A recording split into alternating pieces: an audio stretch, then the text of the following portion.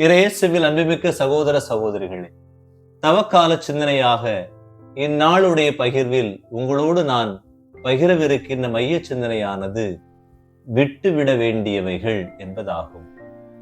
தவக்காலம் வந்தவுடனே நாம் பல்வேறு தியாகங்களை செய்து இந்த காரியங்களை எல்லாம் விட்டு விலக வேண்டும், இந்த செயல்களை எல்லாம் நான் விட்டு விலக வேண்டும், எனவே விட்டு விட வேண்டும், இதை என்னுடைய வாழ்விலிருந்து நான் தூக்கி எறிய வேண்டும், இதை என்னுடைய வாழ்விலிருந்து நான் விலக்கி வைக்க வேண்டும், இதை நான் புறம்பே தள்ளிவிட வேண்டும் என்று பல நிலைகளில் பல காரியங்களை, பல செயல்களை, பல வார்த்தைகளை, பல எண்ணங்களை நாம் விட்டுவிட முயல்வோம். எனவே இந்த நாளில் நாம் எதை விட்டுவிட வேண்டும், விட்டுவிட வேண்டியவைகள் என்பவை யாவை, ஏன் அவற்றை விட்டுவிட வேண்டும் என்பதை குறித்து நாம் இந்த நாளிலே சிந்திப்போம். இதனுடைய மையமாக முழுமையாக 1 தெசலோனிக்கர் புத்தகம் 5ஆம் அதிகாரம் 22வது இறைவார்த்தையில் எல்லா வகையான தீமைகளையும் விட்டு விலகுங்கள் என்று தூய பவுல் கூறுகிறார். எல்லா வகையான தீமைகளையும் விட்டு விலகுங்கள் என்று சொல்கிறார். எனவே எல்லா வகையான தீமைகள் என்பவை யாவை, நாம் எதையெல்லாம் விட்டு விலக வேண்டும்? ஏனென்றால் இந்த உலகில் வாழ்கின்ற போதே ஒருவேளை ஒரு நண்பன் தீயவனாக இருந்தால் அவனை விட்டு விலகு என்று கூறுவார்கள். ஒருவேளை ஒரு எண்ணம் தீமையாக இருந்தால் அல்லது தீமைக்கு நம்மை அழைத்து சென்றால் அந்த எண்ணத்தை விட்டு நீ வெளியே வா என்று சொல்வார்கள். ஒருவேளை நமது உடல் அல்லது நமது உள்ளம், நமது செயல்கள் தீமைக்குரியதாக இருந்தால் அதையெல்லாம் விட்டு வெளியே வர முயற்சி செய் என்று பல நபர்கள் நமக்கு அறிவுரை வழங்குவது வழக்கம். எனவே இந்த நாளிலே நானும் இறை வார்த்தைகளோடு எதை விட்டு நாம் விலக வேண்டும், விட்டுவிட வேண்டும் என்று இறைவன் சொல்கிறார் என்பதை நாம் பார்ப்போம். முதலாவதாக நாம் தீமையை விட்டுவிட வேண்டும். எசாயா புத்தகம் 1ஆம் அதிகாரம் 16வது இறைவார்த்தையில், உங்கள் தீச்செயலை என் திருமுன்னிருந்து அகற்றுங்கள், தீமை செய்தலை விட்டொழியுங்கள். முதல் சிந்தனையாக இந்த தவக்காலத்திலாவது நாம் விட வேண்டியது நமது தீய செயல்கள். தீய செயல்கள் நமக்கு இனி ஒருபோதும் வேண்டாம்.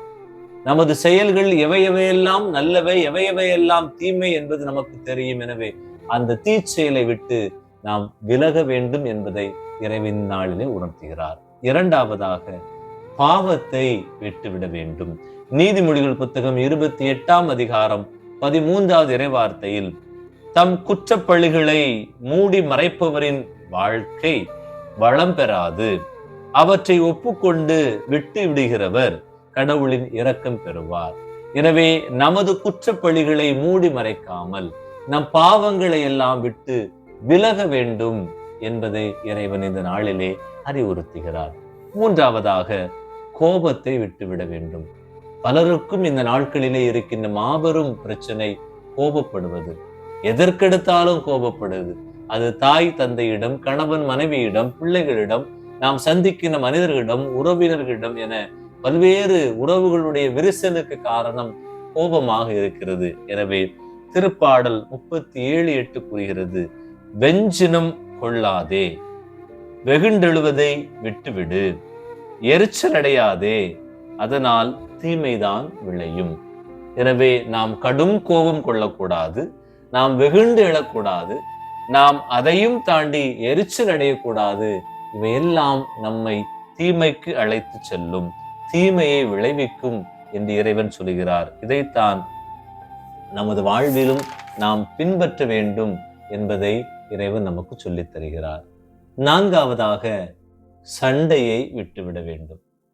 எதற்கெடுத்தாலும் சண்டை, எதற்கெடுத்தாலும் அடிதடி, எதற்கெடுத்தாலும் ஒரு வகையான குழப்பம், ஒரு வகையான வாதாடுதல், இவற்றை எல்லாம் சண்டையை விட்டுவிட வேண்டும் என்று சொல்லுகிறார்.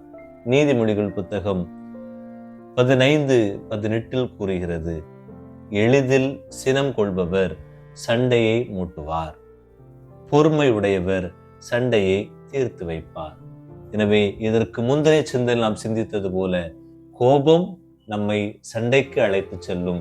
எனவே நாம் சண்டையை விட்டு விலக வேண்டும், விட்டு விட வேண்டும் என்பதை இறைவன் சொல்கிறார். ஐந்தாவதாக துர்க்குணத்தை நாம் விட்டு விலக வேண்டும். எபேசியர் புத்தகம் 4ஆம் அதிகாரம் 31வது இறைவார்த்தையில் மனக்கசப்பு, சீற்றம், சினம், கூச்சல், பழிச்சொல் எல்லாவற்றையும், தீமை அனைத்தையும் உங்களை விட்டு நீக்குங்கள் என்று சொல்கிறார். எனவே துர்குணங்களாக இருக்கின்ற, தீய குணங்களாக இருக்கின்ற எல்லா குணங்களையும், அவை எவையவை என்பதை மிக அழகாக எபேசியர் புத்தகம் சொல்லி தருகிறது. உன் மனதில் இருக்கின்ற கசப்புணர்வு, சீற்றம், சினம், கூச்சல், பழிச்சொல் ஆகிய அனைத்து துர்குணங்களையும், தீய குணங்களை மாற்ற வேண்டும் என்று இறைவன் சொல்கிறார். இறுதியாக நாம் கடும் சொல்லை விட்டு விலக வேண்டும். எபேசியர் புத்தகம் 6:9 கூறுகிறது, நீங்களும் உங்கள் அடிமைகளிடம் அவ்வாறே நடந்து கொள்ளுங்கள், அவர்களை அச்சுறுத்துவதை விட்டு விடுங்கள் என்று சொல்கிறார். நீதிமொழிகள் 15:1 சொல்கிறது, கடும் சொல்லோ சினத்தை எழுப்பும் என்று சொல்லப்படுகிறது. எனவே நாம் பார்க்கின்ற மனிதர்களிடம் சாந்தமான, நல்ல, நேர்மறை எண்ணம் கொண்ட, வாழ்த்து கூறுகின்ற, நல்லதை கொடுக்கின்ற வார்த்தைகளை பகிர வேண்டும். நாம் கடும் சொற்களை பயன்படுத்தக்கூடாது என்று சொல்கிறார். எனவே அன்பிற்கினியவர்களே, இவையெல்லாம் நம் வாழ்வில் பின்பற்றக்கூடியவை. இந்த கோபம், தீய குணங்கள் அல்லது நம்முடைய வாழ்வில் நாம் பயன்படுத்துகின்ற கடுமையான சொற்கள், சண்டை, இவை அனைத்தையுமே நாம் வாழ்வில் செய்து கொண்டே இருக்கிறோம். எனவே இவை அனைத்தையும் நம் வாழ்வில் விட்டு விடுவோம். குறிப்பாக தவக்காலத்தில் மாபெரும் தியாகங்களை அல்லது மாபெரும் ஒருத்தல்களை எல்லாம் செய்ய வேண்டாம். நீங்கள் கோபப்படுவீர்களா? கோபத்தை குறைத்துக் கொள்ளுங்கள். நீங்கள் அதிகப்படியான வார்த்தைகளை கடத்தி பேசுவீர்களா? வார்த்தைகளில் கவனமாக இருங்கள். உங்களுக்கு தீய குணங்கள் அதிகமாக இருக்கிறது உங்களில் உணர்கின்றீர்களா? அவற்றை குறைத்து கொள்ள நாம் இந்த நாளிலே வேண்டுவோம். அவை நம் வாழ்வை வளப்படுத்தும். நம் இறைவன் நம்மோடு இருக்கிறார், இறைவனுடைய பிள்ளைகள் நாம் என்பதை அது பிறருக்கு வெளி காண்பிக்கும். அதற்காக ஜெபிப்போம். அன்பு இறைவா, உமது பிள்ளைகளாக எங்கள் ஒவ்வொருவருக்கும் உமது அருளால், ஆசீரால் நாங்கள் எங்கள் வாழ்வில் விட்டுவிட வேண்டும் என்கின்ற எல்லாவற்றையும், தீய செயலை, தீய நடத்தையை, தீய சொற்களை, தீமையான கோபத்தை, சண்டையை, தீமையான குணங்களை, வஞ்சிக்கக்கூடிய கடும் சொற்களை எல்லாம் மாற்றி உமது இரக்கத்தையும் அன்பையும், உமது பேர் ஆனந்தத்தையும், மகிழ்வையும், அமைதியையும் எங்களுக்கு தாரும். ஆமேன்.